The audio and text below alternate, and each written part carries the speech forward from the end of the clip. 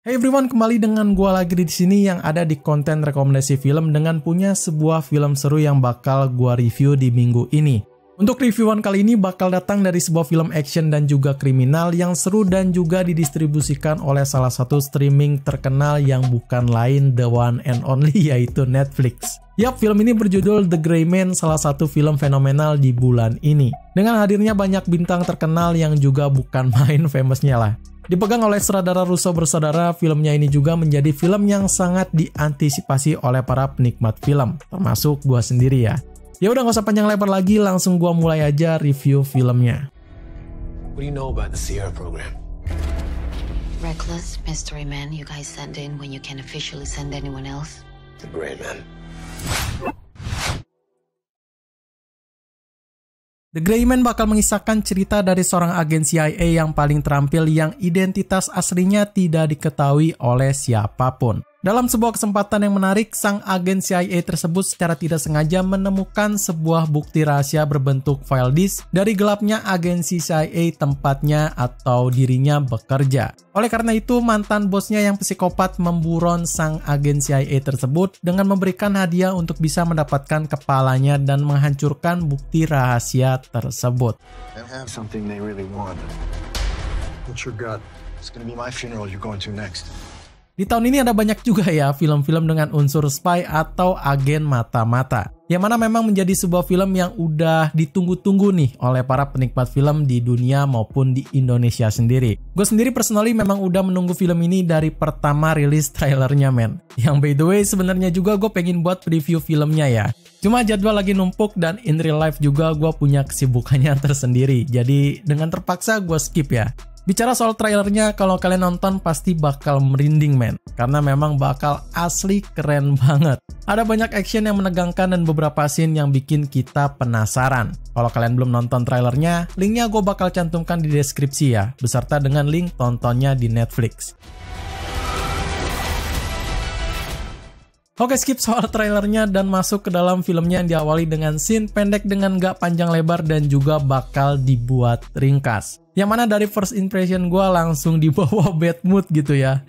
Kayak, apaan sih ini gitu? Kok langsung ke sini? Gak diberikan detail awalnya dan juga dialognya cukup membingungkan men.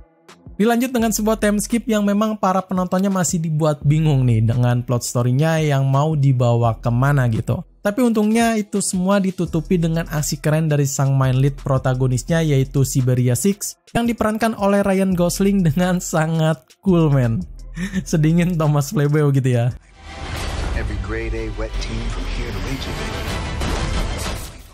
Walaupun memang terasa cepat dan to the point, tapi anehnya cuma dengan adegan aksi inilah men. Gue sendiri akhirnya dibuat mengerti gitu sama jalan ceritanya. Dan bahkan sampai ceritanya ini bakal dibawa kemana itu udah terlihat jelas di sini men. Nah, mulai dari sini kita udah diberi banyak banget karakter yang penting dengan role dan porsinya masing-masing. Dan mulai dari sinilah gue sedikit heran gitu ya. Berarti memang di awal nggak diberikan hal detail tentang ceritanya karena mungkin udah sepaket gitu sama laga aksinya. Intinya sih menurut gue, sorry ya kalau ini gue sedikit sotoy gitu. Penontonnya mungkin dibuat bingung di awal agar bisa menikmati prosesnya dalam laga aksinya gitu. Gue juga kalau nggak salah pernah ngomong soal ini di reviewan yang lain gitu ya. Kalau soal film action memang nggak perlu cerita yang belibet. Biar penonton bisa menikmati proses dari aksinya itu. Kalau nggak salah di reviewan lainnya. Dan gue senang hal itu diterapkan di film ini men. Good job. Tapi karena menggunakan konsep yang kayak gitu, filmnya ini bakal punya story yang rancu, serta bakal seperti diburu-buru. Buat kalian yang memang suka film dengan story yang detail dan tertata rapi, film ini mungkin bakal sedikit buat kalian risih men. I can kill anybody. Karakter dari watak yang bakal diberikan di film ini punya job desk-nya dan juga perannya masing-masing. Ada yang dibuat 100% cool, dan ada yang dibuat pro, psikopat, dan juga lain-lain. Tapi yang pasti karakter dari para agen-agen rahasia di sini dibuat sangat cool dan juga profesional, yang mana memang kebanyakan punya wajah pokernya masing-masing men. Gue sendiri pribadi agak kurang suka sih ya. Agak kaku gimana gitu jadinya. But semakin filmnya berjalan sampai ke pertengahan atau di penentuan story-nya gitu, pendalaman karakternya bakal semakin terbiasa dan ya seperti film-film lainnya gitu, bakal terasa natural aja gitu seiring berjalannya waktu. Main lead-nya pun begitu, yang memang diperankan dengan ciamik oleh Ryan Gosling, yang di beberapa film belakangan ini juga ia sering mendapatkan peran yang cool seperti ini, men. Jadi buat presisi karakter utamanya, gue udah percaya lah ya sama dia. Ya 90/100 lah, mantap pokoknya. Cuma satu sih yang menurut gue agak kurang di internal karakternya ini, men. Yaitu penggambaran masa lalunya si Sierra Six inilah yang gak diberikan cukup mendetail. Agak sayang sih ya. Penonton cuma tahu kalau Six ini punya masa lalu yang kelam. But just that it gitu. Cuman itu aja, men. Gak lebih gak kurang gitu. Ya memang ada scene di mana Sierra Six ini menceritakan tentang masa lalunya, tapi cuma seuprit dan dialognya pun gak jelas, men. Aduh.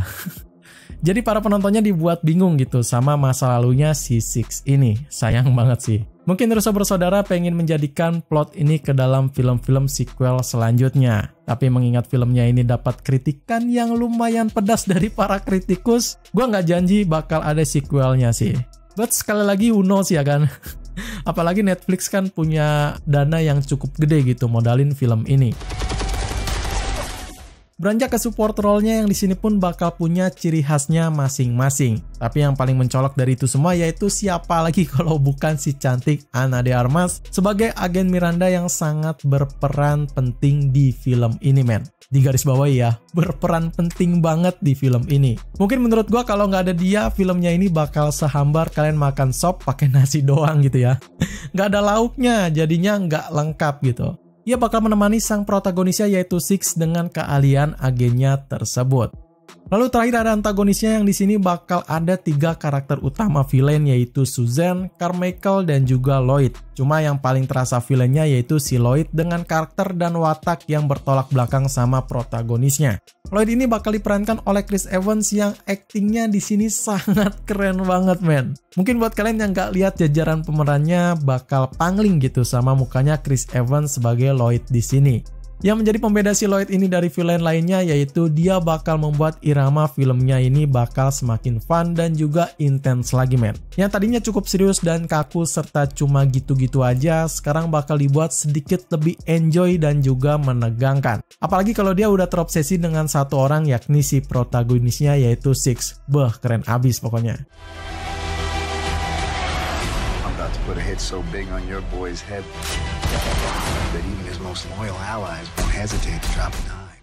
Sinematografi untuk film ini, gue gak bisa berkata-kata lagi lah. Semua film original Netflix pasti punya sinematografi yang keren abis, dan termasuk juga film ini. Dengan gaya-gaya underground yang mantap, film ini mungkin menjadi top 10 film sinematografi terbaik di tahun ini, menurut gue ya. Gue sendiri suka sama color gradingnya atau pemilihan warna dari filmnya yang memang di setiap scene-nya dibuat berbeda dan juga cukup bervariatif. Kadang bisa mencolok, kadang dibuat dark, dan juga kadang dibuat hybrid ala-ala underground, man. Tapi sayang kontrasnya atau brightness-nya sendiri sedikit nggak stabil ya. Ya, kadang gue sendiri agak sedikit kurang bisa fokus gitu karenanya. Apalagi di dalam scene berantem awal-awal filmnya yang punya kamera movement yang cepat tapi agak sedikit gelap gitu kontrasnya. Jadinya nggak searah dan gue sedikit risih dengan itu. Tapi setelah itu ya semua berjalan normal dan juga sangat mantep pokoknya. Oke, langsung aja ke akhir filmnya ya. Udah panjang juga nih, udah hampir 8 menit lebih. Klimaks dari filmnya cukup asik, seru, dan juga tegang, yang mana bakal ditutup dengan pertarungan koreografi ciamik dari protagonisnya melawan antagonisnya, yaitu si Six lawan si siapa tadi? Lloyd gitu ya. Asli itu keren banget sih. Tapi untuk endingnya sendiri ya gimana gitu ya. Entah udah berapa lama gue mencari ending film-film dari Netflix yang bagus gitu. Tapi memang ya mungkin 1 dari 10 film gitu per tahunnya. Dan begitu pun juga dengan film ini yang memang endingnya bener-bener kacau dah. Ditutup dengan aneh, gantung, dan juga nggak nyambung, men. Ini cukup sayang banget sih. Bahkan Miranda dan Six pun punya tujuannya yang berbeda, serta villainnya pun dianggurin begitu aja gitu. Jadi nggak ada konklusi yang nyata dan ya cuma gitu aja, that's it. Parah kan ya? Poin gue untuk film ini bakal ada di 7/10 yang mungkin bisa naik lagi karena punya action yang keren abis.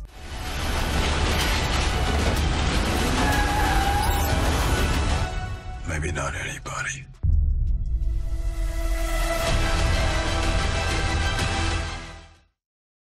Segitu aja reviewan gue mengenai film ini. Kalau kalian suka dengan pembahasannya, kalian bisa like aja video ini dan juga subscribe terus channel ini ya. Oke, sekian dari gue untuk hari ini. Gue Ari pamit undur diri. See you in the next film.